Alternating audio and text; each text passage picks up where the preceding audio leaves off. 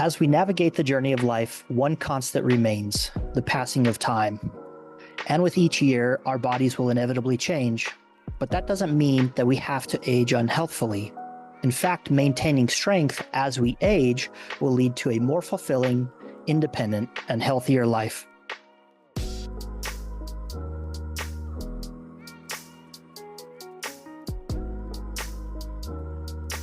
This is the Working Weights Podcast. I am your host, Coach Lambie, and I am joined by my co-host, Dwayne Ulrich.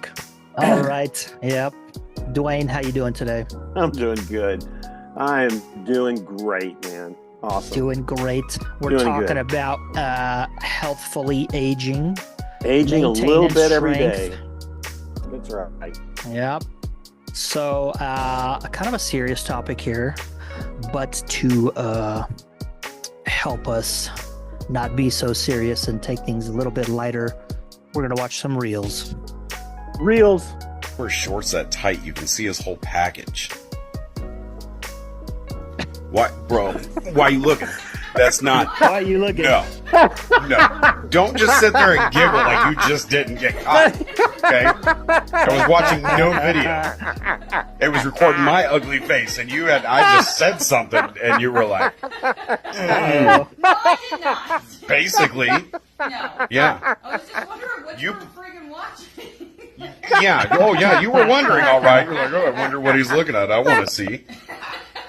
You pulled a bro move, like you were thinking with your vajayjay. Okay, I'm starting to question this now. Like I'm not good enough for you. You're good. Do I not wear tight enough shorts? I'm glad Okay. you don't. The way your eyes were drooling when you came around the corner. Drooling, huh? Yeah, you Yeah. stop giggling any time. It's just not funny. You're so fired. All right. If your eye causes you to sin, pluck it out and cast it from you. Husband, I forgot you were on a diet. What did you say? What is that? What's that, John? And she's like this. Good job, Joe. You did so well. Well done, baby boy. Excuse me, I'm not like that. Stop laughing. Okay. Daddy, do you like my dress?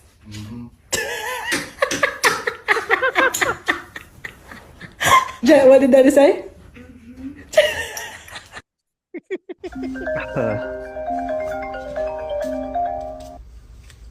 Hello? Hey, I just wanted to say I'm sorry I kinda yelled at you earlier. Oh, don't worry about it. We all act a little crazy sometimes.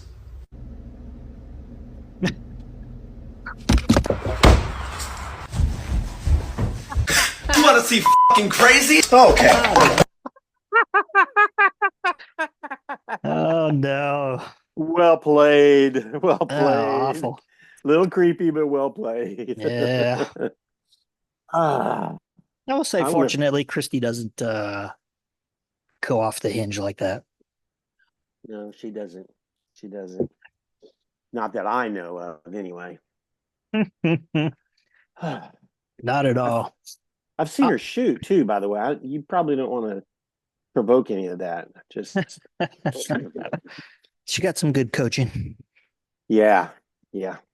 My wife came prepackaged with that. She's a better shot than I am. So it came from birth. Came from birth. Yeah. All right, man. Healthy aging and maintaining strength. You realize I'm going to hear back from when she listens to the podcast. Why you talk about me like that? Well, first of all, thanks for listening. Consuelo Health in the background there. Everybody go Yeah. check that out. Yep. Love you, baby. All right, man. Maintaining strength. So, gosh, I preach this so much. It's hard to get people to do it though. You got to lift some weights. So as we age, there's kind of two big factors that contribute a lot to whether or not you age healthfully or whether you age unhealthfully. And one is osteopenia. The other is sarcopenia. And osteopenia is the reduction, the loss of bone mineral density. So your bones become more fragile as we age. And then we also tend to lose muscle mass as we age. With that loss in muscle mass comes a reduction in strength. And strength is a measure of health as we age. So if you go to the doctor, there are some things as you get into your 70s, 80s, 90s. Your doctor may have you perform hand grip tests where you have to squeeze his hand, his or her. There are female doctors. And they may have you do sit to stands and, how far you can or how quickly you can walk a measured distance. And those things are important, maintaining strength and being healthy. Being healthy. Maintaining activity. So I saw, and I did go through and highlight some stuff on this. And as I opened it up today, I don't know what happened to it. It was just gone. My PDF with all of my annotations and stuff, just gone. Wow. Crazy. So, yeah. I think it's floating somewhere around China right now. Might be. Oh, all right. So this caught my eye here. The interplay between physical activity volume and intensity with modeled life expectancy in men and women, a prospective cohort analysis. So this looked at the UK Biobank data, which is kind of like NHANES, but it's for the UK. Right. Pretty similar stuff. And looked at about, where was it? It's up here somewhere. What do we got? 40,000 women. Yep. About 30,000 men. And some of these people wore accelerometers. So basically, a Fitbit or an iWatch or something like that. Is it called iWatch? Apple Watch. Apple Watch. Yeah. So they have accelerometer data and, people who record their workouts and what type of workout they're doing. They also took into account the intensity at which people exercise. And one of the big things that they found here was just walking a 10-minute walk every day led to longer life expectancy and healthier aging in people. Yep. Absolutely. But we're big proponents on this podcast of strength training. And that doesn't necessarily have to be barbells and dumbbells and stuff. It can be, machines and bands. You can do body weighted stuff. But there has to be some form of resistance, which you are applying force against. Right? Yes, absolutely. So, looking through this data here, what they found is that the more volume, so I don't know that I really need to explain volume very well, right? So the more physical activity, the more exercise that a person has, or just being physically active in general, led to longer life expectancy. And then also with that, higher intensities tended to lead to longer life expectancy. And there was a difference between the men and women. I wanted to look through, where was it? Their statistical analysis. Oh, they had a bunch of confounding data that they adjusted for. It's huge. It's a huge paragraph. Sorry, I think it's a 2 right there. Right there. Yeah, it is right there. Confounding variables, you can look through all of this stuff. Fruit and vegetable, alcohol intake, sleep, smoking status, BMI. They had a bunch of other stuff, composite unemployment, non-car ownership. So people who walk, you don't have a car, so you walk more, take more public transportation, maybe biking more, all kinds of stuff here. Their statistical analysis. And then, of course, the most important thing, equity, diversity, and inclusion. Oh, my gosh. Look how short that paragraph is, too. Yeah, so the author, I mean, of course, we have to include that. Baseline characteristics, generally everybody was pretty healthy. So about 60, 60, 61, 62, the median age there, and getting down to BMI, where was that? Body mass index, about 20, 25, 26.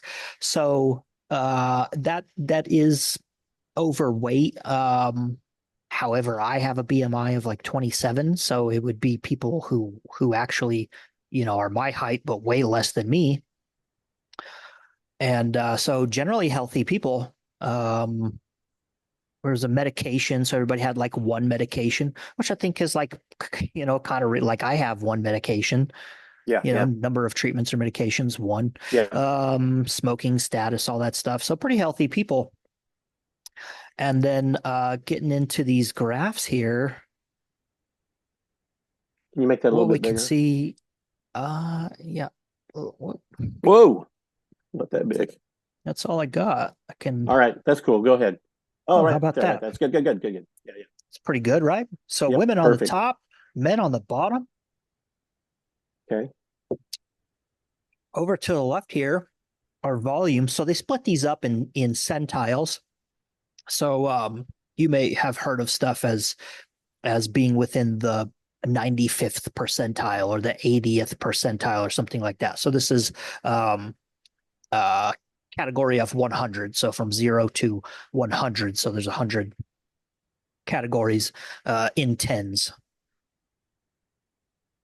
And so the 10th percentile in volume versus the 90th, just look at as that intensity within each percentile, within each centile, sorry, they split it up into centiles again. So the lowest centile, we can see the lowest centile here, had the lowest life expectancy. And the highest centile within the lowest had the highest. And it's just, I don't know if I've ever seen something that had a more clear dose-dependent relationship than this. Does it make sense? Yeah. I agree. I do agree. Boop, boop, boop, boop, boop. Boop, boop, boop, boop, boop. Boop, boop, boop, boop, boop. Yep. It's yeah. And as you go up, the 10th centile would be the people with the lowest volume of physical activity. The 90th would be the people with the highest volume. And over here on the right, we can see life expectancy. So if we take the lowest centile within the lowest centile, the life expectancy was 92.2. And this is based on people at their average age of, or the mean age of 61 or whatever it was, right? Right. And if we go to the highest centile of the highest centile, life expectancy was 95.6. So the more volume that a person had, the more physically active a person is, the higher their life expectancy is. And it's just linear all the way up. And for women, there didn't seem to be any upper limit to that physical volume. Right. To that activity volume. And for men, we generally see the same thing. Now that curve starts to drop off here in the 75th percentile. 75th centile. I keep saying percentile. The 75th centile. Right? We start to see as we get into the 90th centile, it's still linear, but it starts to drop off there. So for women here, the lowest versus the highest, we have 92 life expectancy of 92 years, 92.2 versus 95.6. For men, we go 89.9 to 94.5. So a little bit more of a range there for men. And that's Can I jump in here for yeah. a second? Okay, so one of the things that for those of you that are watching, you're looking at the graphs, and you're looking at these charts, and the first thing that might jump out at you is like, okay, we're only talking a difference between the age of 90 and 94 and a half. Or for the women, we're only talking about a difference between like 92, 91, 92 to 96. And you're in your mind, you're going, maybe I don't want to live that long anyway. Well, you say that now until you're 90. Mm-hmm. But a key factor here is it's not just okay. So it's proven that exercise, strength training, resistance training does add years to your life. But even more importantly, it adds quality years to your life. So I'm going to go off into a real quick rant here. So I know people that are younger than me, and they do practically nothing. They get off of work, they come home, they drink a few beers, they're smoking cigarettes out on the back porch. They get their kid to do the lawn. They're not active. They don't walk. They drive everywhere. They're like the dude on one of those cartoon shows. You like, the belly. Even Homer Simpson. So it's kind of like that. But every little bit of activity, of strength training you can do, of resistance training, and like Coach said, it doesn't have to be barbells or even dumbbells, but you need to be doing resistance training. And not only because it adds years to your life, whether you're worried about 90 to 94 or 5, it adds years in the middle of that as well. And this chart doesn't show that, but it adds quality years. How do you fight arthritis? We had a podcast. How do you fight arthritis? Coach, how do you fight arthritis? Resistance training. Well, yeah. You vapor lock. Poppy Twirls never fights, asked you a question, man.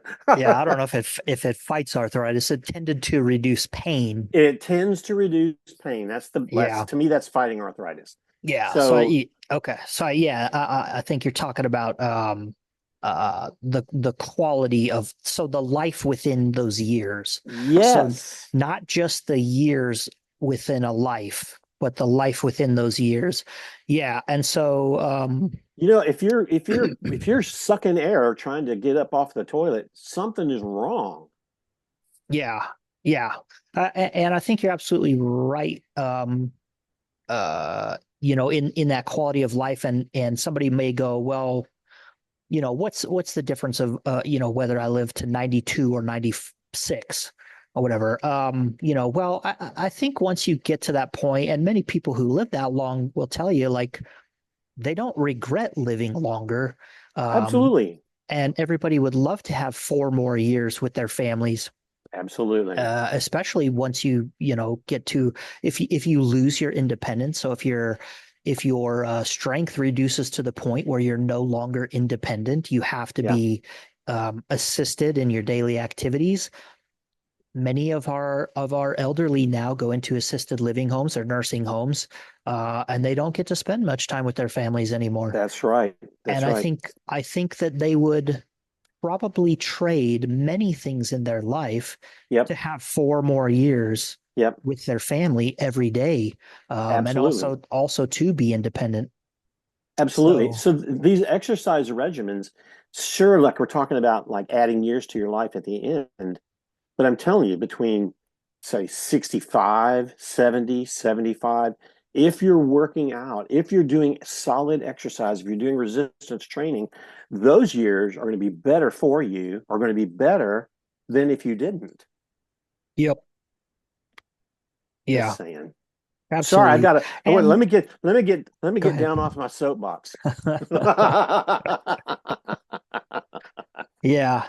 It also helps with what do I want to say? Not so much a sense of pride, but a sense of personal worth and integrity. When you're able to maintain independence into your 80s and 90s, because I've known people through both sides of that, who make it into their 80s and 90s, who are independent.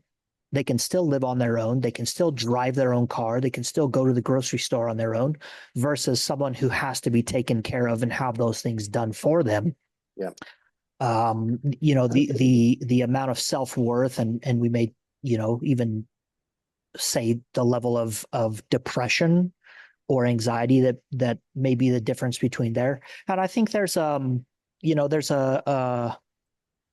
I don't know if it's a false equivalence that people make, but I know a lot of people who will make the case is like, well, if I die at the age of 65, backpacking in the, you know, mountains of Montana, I would rather that than live into my 90s and have to be in a wheelchair.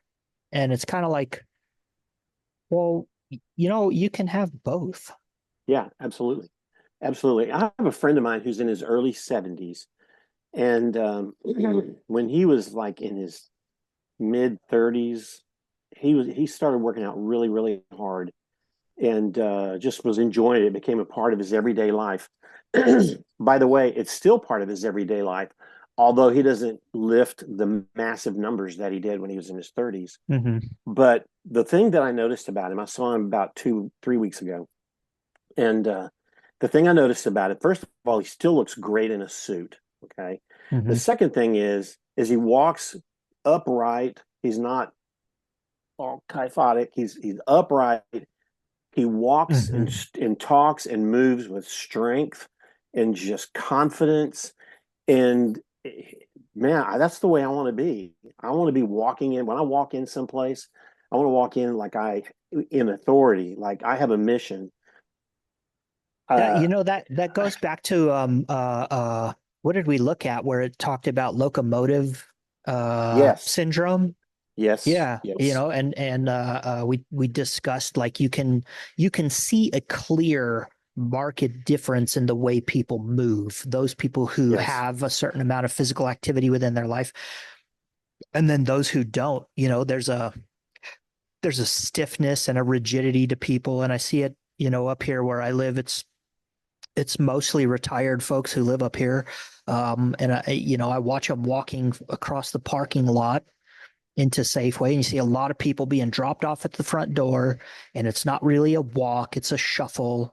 And they're still making it into the store on their own, but had they have been physically active a little bit more throughout their earlier years, that shuffle would have been a walk. It would have been a normal gait. Yeah. There wouldn't be so much effort to concentrate on walking. I know people who have to be told, pick your feet up, Yes. Yes. they yes. have to actually think about the activity of walking. Yes. And I'm not pointing fingers at older people or because, they're where they're at now. I'm not hammering on anybody, Mm-hmm. but so in my background, I have a law enforcement background. And old people become older people, not old people, but people from, I'd say easily, of course, anybody could be a victim, but people like from maybe their 60s through up into their 80s, they're easy targets. First of all, because they look like a victim. So many of them look like a victim because if you're walking with authority and you're walking into the store and you're moving and you're walking good and you're looking around and people are going to mess with you. I mean, that man's crazy. You never know. But just walking with authority. And historically, when you talk about, gosh, this friend of ours, wonderful, wonderful old lady, we love her to death. And she fell and broke a hip. Very, very common. Yeah. Very, very common. That can be a death sentence for some. It can be. It can be.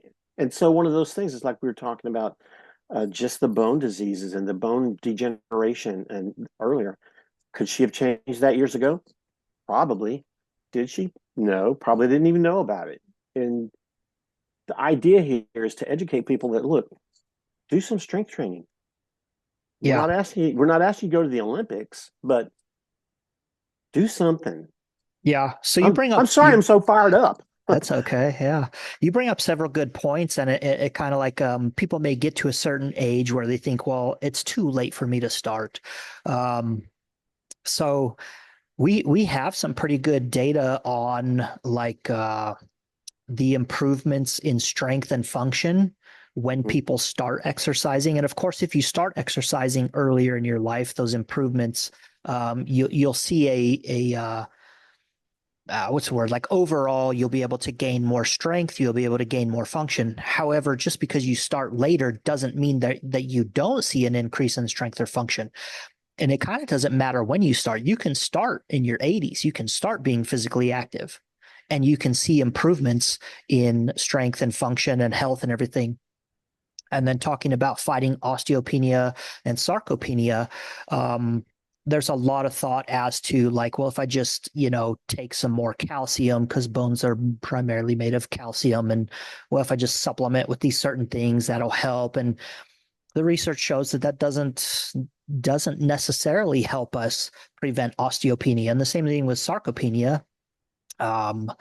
There's a notion that as we age, we don't absorb as much protein, and that doesn't necessarily seem to be the case either. People tend to absorb all the protein that you're taking in. What we do end up developing is anabolic resistance. So anabolic would be the process of growth, and so there's something that happens on a cellular level where even though you're consuming the same amount of protein, you are digesting all of it and you are absorbing all of it. However, not all of it's being utilized. So as we age, it is more important that we train with weights or we do resistance training, because your bones and your muscles respond to the demands that are imposed on them. So your bones are only going to become more dense and more strong if they are needed. Yeah. So Yeah, placing exactly. placing extra weight or placing extra load on your bones is actually what makes them more dense. They're going to draw in more of the nutrients, more of the minerals in order to create more bone, to have denser bones. And then the same thing goes for your muscle. To fight that anabolic resistance that people develop as we age, you have to impose a demand on your muscles. They have to be challenged. Yes. Okay, because it's kind of like what's the analogy? It's working with the shovel, right, out in the garden. So as I go out and I begin shoveling, where do I develop the calluses? On the back of my hand or on the palm of my hand, where my hand is touching the shovel, right? Yeah. So the adaptation that occurs is in response to the stress that's imposed. All right. So your body is going to adapt to the demands that you place on it. Right. And so those demands have to be adequately dosed. Not saying that someone who's 80 needs to go in and just start squatting 225. Yeah. You're right. Yeah. So everybody has to start somewhere. But that might get us into the topic of, well, what the heck do I do? What the heck is resistance training? So, as I talked about earlier, resistance training is you producing force against some external resistance, right? And that could be bands, it could be barbells. I prefer the barbells and the dumbbells because it allows you to incrementally load that resistance. Right. I can get tiny little weights. I have them right over here, all the way down to half a pound. And I even have magnets that weigh a quarter of a pound. And we can add small increments to progressively overload our training. Right. And so if we have a dose of stress, so we come in and we do a little bit of resistance training, be that a dumbbell curl. All right. That's a stress. Your body is going to go through a process of recovery, given enough sleep and enough time in between exercise. So when you go and do your workouts, and then enough nutrition to adequately what's the replenish? Replenish all that stuff. Your body is going to meet the demand that it had before. So it's going to say, okay, we lifted these 10-pound dumbbells last time, so I'm going to increase the number of motor units that will be recalled next time, or I'm going to increase the size of those motor units and able to meet that demand next time. Right. But when we don't see those stresses, your body's not going to produce that adaptation. Right. If there isn't a need for strong muscles and strong bones, your body's going to start getting rid of those things. Right. Absolutely. And then you'll see depletion depletion. You Mhm. lose muscle mass. I don't know that you ever completely. I mean, well, let me just put it this way. I did not start strength training until a handful of years ago. I don't want to tell you how old I am, but it doesn't really matter. Point being is that I started be older than 30. Let's put it that way. Okay, older than 40. I started older than 40, started doing strength training. Without going into a long thing, I was lifting pretty well, lifting pretty heavy for my age, especially for anybody actually. And a freak accident, and I broke my leg, snapped my tibia and fibula just clean in half. The recovery road for that, I had better recovery and actually shorter recovery time in the healing process because I had done so much strength training at that point. And as soon as I was able, Coach Lambie had me back on my feet, strength training, lifting again, coming back to my same numbers, because the bone density, the increased bone density actually helped me recover faster. So have I added years to my life? Yeah, I'm pretty sure I did, but that's an immediate product of the strength training. It's so important, guys. It's really important. And I'll tell you, even at my age now, which, I'm a little bit older than 40, this is the strongest I've ever been in my life. Maybe except about a year ago when we were still lifting. When you were still here in Houston. You had access to heavy weights. I did, yeah, access. Yeah. But right now, what I do is I do mostly body weight. I do. I use some dumbbells up to 50 pounds, and I add an aerobic component to that. So I ride a bike a couple times a week for at least 20 minutes, 15 to 20 minutes at least. And yeah, that stuff's hard, but you know what? You feel better, you walk better. When I walk into Lowe's, I'm walking like, yeah. You need help, old man? I don't say that, but it's super important, guys. I just can't stress it enough because I'm a living example of, starting strength training later in life, and it just works. It just helps, guys. It just does.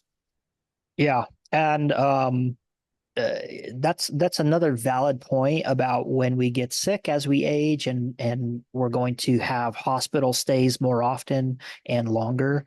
And for you having that base of strength and having built up, quite a good amount of lean body tissue. Yep. It was there to prevent you from developing. I forget the term that they have it, but there's a term for a hospital-induced sarcopenia. Yes. Yeah. Yeah. So it, that helped you prevent that from happening. You were also a healthier individual overall. So the recovery time was less. The recovery was better overall. Yeah. And yeah, that's no joke, guys. I mean, all that's serious. I mean, what he's telling you is that's what happened. That's what happened. All of those are pluses. Just overall health was better. Some people get into a hospital and then they just. Yeah, you had more of a savings account to draw from than somebody else. Yes, and absolutely. Well said. Yeah. Well said. And when we talk about losing strength as we age, there's really not a lot that we can do to prevent it. You're going to lose muscle, and you're going to lose strength, and you're going to lose some amount of bone density over time. It's just part of aging. You can minimize that, but the way we see people lose strength and muscle mass over time, it doesn't happen in a linear relationship. It actually happens stepwise. So people will actually just kind of have these periods of maintenance where you're maintaining the amount of muscle mass and strength that you have, and something will happen. You get sick or you get injured, or the case may be, where you're down for a week or two, you're inactive. And what happens as we get past our 70th decade is we start to see during those periods of inactivity where we're sick or injured or what the case may be, you're in the hospital or maybe you're just at home in bed rest, that's when we see this drop in muscle mass, Right. bone mineral density, Right. and all stuff. And then you'll get better. You'll become active again. You'll resume whatever activity you had, but maybe to a slightly lesser degree. But now you're down here. Yeah. And then Yeah. it happens again, right? And now we're down here, and then it happens again, and we're down here. And that's kind of the way that we see this happen. So having a larger savings account where you're physically active, you're building up muscle mass and bone mineral density, that as those times of inactivity and sickness or injury happen, that's number one, you're starting from a higher step. And then those steps are a little bit less than they otherwise would be. Right. Right.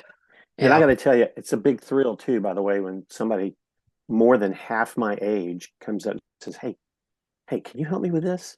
And I'll go over and I'll just pick it up. They go, dude, you don't have to pick it up.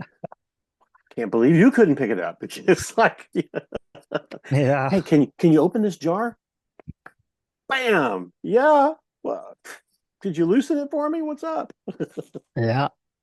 So talking about the bike riding that you do, 20 minutes a week. This study here Or also twice. looked I at. do it. I also do it twice. I kind of do it twice. My programming chart doesn't have an opportunity for me to put it on there twice a week, but I do it twice a week. Sorry. Yeah. Had to throw that in there, Coach. But this study even kind of like teased out just having a walk, right? 10 minutes versus 30 minutes a day, and just adding a 10-minute walk. So here we can see this population, the bottom centile, and this goes all the way up to the 50th centile. So 10 minutes of activity, we see about a 0.9 increase in life expectancy years. So about 1 year. Just adding a 10-minute walk every day can add 1 year to your life. Yep. Versus 30 minutes, where we actually see it's about, a little more than 1.5. So a year and a half. So having 30-minute walks. Now, very interestingly here is a lot of what I advocate to my clients who are pre-diabetic or dealing with metabolic diseases or whatever the case may be, is to take a 10-minute walk after every meal. And that helps reduce that initial glucose load. Oh, but that's looking good. That's here, good. yeah. So even just adding that 30 minutes, a 10-minute walk after every meal can add about a year and a half to your life. Just a 30-minute walk at 3 10-minute walks a day. Yep. So that 20-minute bike ride that you're doing twice a week, you know what I mean? Like, yep, absolutely. That's adding, that's helping. And absolutely. I try to go for a walk every morning. It helps me prepare for the day, get ready. It also kind of helps me just get warm and get moving. So even just walking, just a 10-minute walk. If anybody just wanted to start out, say I'm starting out and I don't know what to do, just start doing a 10-minute walk. Yes. Completely agree. Completely agree. You start doing that, and then maybe you might add another 10-minute walk some period in your day. And then you might add another 10-minute walk at some portion. So over the course of maybe 2 or 3 months here, we're getting up to 30 minutes of walking. All right. Yeah. Let's say you get to that point, and then you say, well, okay, maybe I want to try this resistance training thing. What do? I go into the gym. I don't like the gym. There's all those people by the dumbbells and the weights, and they make noises and they're loud and they're big, and I'm intimidated by all this stuff. Fine. So I kind of think that there's maybe 4 or 5 types of exercises that we need to do. One is a squat. So any type of squat. So you do a body weight squat. You can also hold a weight while you do a body weight squat. That's, called a kettlebell squat or a dumbbell squat or a goblet squat. Goblet, yeah. Yep. We also have lunges. That's a form of a squat. A leg press machine is a form of a squat. Leg extensions, to some degree, you can do that, but it isn't really a squat. So I prefer some form of squat, right? Lots and lots of stuff you can find out there that you don't have to interact with all those big, loud people lifting all the heavy weights. All right. And you can of course go into the aerobics room. They have all the bands and stuff, and you can do a banded squat. You're either holding it in your hands. You can also, I know that they have bar attachments. You can put the bar on and you can do kind of a barbell type of squat with the bands attached to it. All those things. So do a squat, some type of squat. And it doesn't have to be the same thing. Multiple days per week. You could do a leg press on one day and some lunges on another day. And if you wanted to throw a third one in there, you could do a hack squat or a single leg squat. If you work up to having the bounce to do all that. So some type of squat. The next thing we want to do is some type of deadlift exercise where we're bending over at the hips. Now, I think that a good morning might fit in here as well. You might need to explain what a good morning is for everybody. Yeah, so a good morning is basically you're just standing up straight, and you may be holding a weight in front of you, or you may have a barbell on your back, or you may be holding bands, right, that you're standing on. Actually, no, the band would be attached to the top. And all we're going to do is bend over at the waist. You're going to keep your knees as straight as you can. You're just going to bend over the waist and then stand back up. All right. And so that's going to work your lower back muscles. It's going to work your glutes and a little bit of those hamstrings. Other deadlifts, a regular barbell deadlift is a good one. All right. And there are several variations through that. You can also do a Romanian deadlift. And you can do those with dumbbells. You can do those with bands. But, the main theme with deadlifts is it's going to require you to hold weight because you can't just do a body weight deadlift. That may be where some people start, right? Is just a body weight deadlift. And then you can progressively hold a weight in your hand. And I've had, clients in their 80s where we did have to start with just, holding a 5-pound weight. And that's kind of that's how they did their deadlift. Right. So Romanian deadlifts, stiff leg deadlifts, regular deadlift, dumbbell deadlifts, any kind of deadlift. All right. So squat and a deadlift. The third thing we want to have is some type of a pressing movement, an upper body press. So that can be a bench press. It can also be an overhead press. All right. You can do those with barbells. You can do those with bands. You can do those with dumbbells. A lot of the at-home machines you can do a lot of the stuff with too. All right. So you can buy yeah. I was just going to jump in. I'm sorry, mate. You were on a roll. I'm sorry. But the three things he just mentioned is squats, deadlifts, and some type of pressing movement. These translate to what you do on a day-to-day basis in your life. I said it a while ago. It's kind of in a joke, kind of in a jest, but getting up off of the toilet, that is a squatted movement. Okay. And gosh, when you're 70, 80 years old, you don't want to have somebody trying to help you get up off the toilet. So that's where that squatting motion comes in. Squatting down to pick something up off of the floor or in the kitchen. Pressing movement, getting a pan out of a cabinet or a can of something or a box off of a shelf. All of these everything he's told you about activate muscle groups that you use on a daily basis. So for the pressing motion, I would prefer people did an overhead press to a bench press. However, you see as you get older, you have shoulder mobility issues and stuff, and overhead pressing may be an issue for you, and that's where bench pressing may come in. It's going to work the same musculature. Not to the same, I don't think you may develop the same function out of it, but that's exactly right. Picking something heavy up off the floor and putting it into a cabinet overhead. There's no better example of independent daily living than that. and getting Yes. up off the toilet, right? People Yes. people ask me all the time, why do you squat so much weight? Why do you put so much weight on a squat? Why do you do that? So I don't throw my back out getting up off the toilet. Yes, That's absolutely. why. If I can Absolutely. squat, if I can squat 200 pounds out here, then going to the bathroom isn't going to be an issue, Right. right? Right. If I can do a single leg squat, so a Bulgarian split squat or something like that, where my back foot is up on a bench and I'm just using one leg to squat, and I can do that holding 50 pounds in each hand, well, then walking upstairs isn't going to be a strenuous task for me. Right. If I can Right. overhead press 100 pounds on a barbell out here, well, then picking up a box and putting it on the shelf of some Christmas decorations every year isn't going to be, the shutting down of my whole week because I have to recover from getting Christmas ornaments out. Yes. Yes. Yeah. So all of this stuff that we talk about, it isn't just about getting into the gym and exercising and quote unquote being healthy. This is for you to live your daily life. Life skill. Absolutely. Yeah. All right. So squat, a deadlift, some type of pressing motion. And then if you're capable, I would throw in there a pull-up, some type of a pull-up.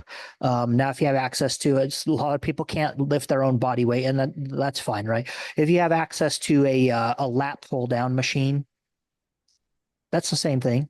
That's a pull-up. Yep, exactly. So I think with those 4 exercises, and you can also hang a band, right? You can do a lat pull down with bands. You just attach the band up high and pull down with that, right? And you can progress to heavier bands.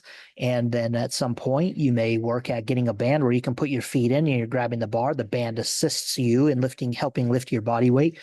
And, you may or may not progress to lifting your own body weight, but as long as you're doing that, all right. It's kind of like I used to be a dog trainer, and I used to tell people all the time they would think that dog training is going to guarantee some aspect.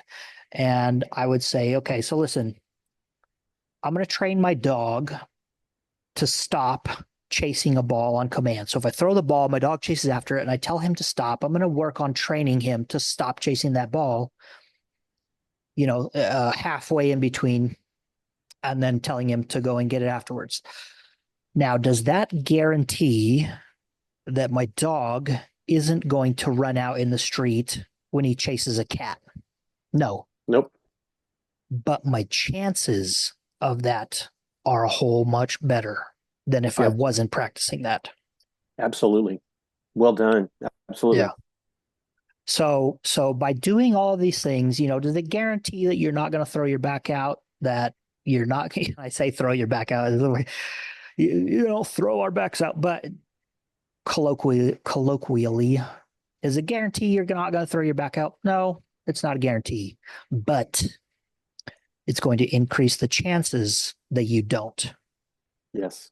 Right. Absolutely. By overhead pressing in the gym, is that going to guarantee that you don't develop some type of rotator cuff injury or a tear within the tissue in there? No, it's not going to guarantee that, but it's going to increase the chances that doesn't happen versus if you weren't doing it. Right.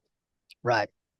All right. So, so practical stuff there. Get out in the gym, or even just at home doing body weight stuff. You can stop and do some squats for 5 minutes. Do some air squats. Do some push-ups. All right. Walk. Go for a walk. Go for several walks. Yep. Grab something heavy in your house and do some deadlifts with it. I had a client who had zero equipment, nothing, didn't have anything to work with, and I had her deadlifting her couch. That's what we did. Wow. She grabbed the end of the couch and she deadlifted the couch. So there's stuff that you can do in your house. You can fill a backpack up with books or sand or something heavy, and you can do squats with that. You can also use that to do push-ups. You can buy weighted vests, use that for resistance. There's all kinds of stuff. So get out there, do a squat, do a deadlift, do a press, figure out how you can do some type of a pull-up, right? You may not have a pull-up bar, but you may have a beam. So I'm in the garage here and, there's beams above me. I don't have a ceiling in the garage. You can do that. If you can't find a beam, find a bar somewhere. If you can't find a bar somewhere, find a tree branch. Yep. Absolutely. Make it happen. Be intentional.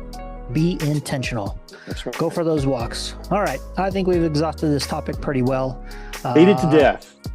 Staying strong is important for healthy aging and being independent as you age. And if you're independent as you age, you're going to live happier lives. It's going to be more fulfilling and you'll be able to spend more time with your families. Yep. So hope you guys get something from this, and we'll catch y'all next time. Coach Lambie and Dwayne out. Right.